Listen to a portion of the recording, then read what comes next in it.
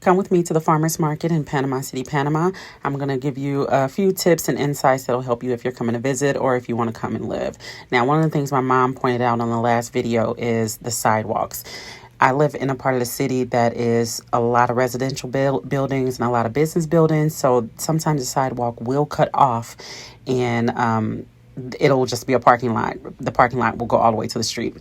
Now, I know that I talked about the driving being really scary here, but Panama is actually really pedestrian friendly. It's easier to cross a 4-lane street on foot than it is if you're in a car. Usually, if you're standing on the side of the road, all the cars will stop if they notice that you look like you want to cross. So I'm not really worried about when we have to peek out in the street a little bit. Also, a thing you need to know here is you need to be very polite. I was in the DMV getting my license, and there was probably 50 plus people waiting inside the DMV.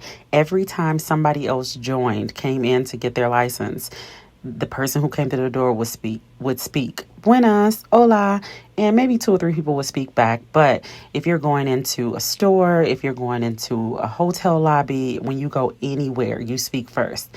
Even if you're having conversation with somebody that is expecting to hear from you. Like, I have a person who I hired to do some work around my house, and I sent her a message, and I just went straight into conversation like, what time will you be here? Because I want to make sure that I'm here and not out. And she sends me, buenos dias, and they will not respond back until you speak. So I responded back, I'm sorry, good morning. What time will you be here? And she even did the same to me. She sent me a message letting me know she was on her way. And we had a back and forth a few times. And then she was like, oh my gosh, I forgot to say good morning. I'm so sorry. I was like, hey, I'm from the United States. We're not that polite here. But another thing to give you a little heads up is most of the convenience stores out here are owned by Chinese people. Those are the only people out here that I noticed don't speak initially when they see you. And we kind of crack the code to get them to be polite.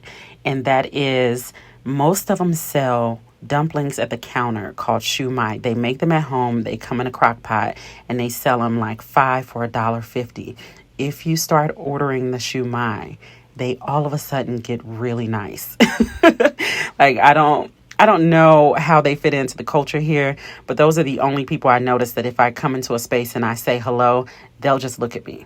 But we go to a corner store or convenience store on a regular, and now they're pretty nice to us. So I hope this helps, and I hope you enjoyed our trip.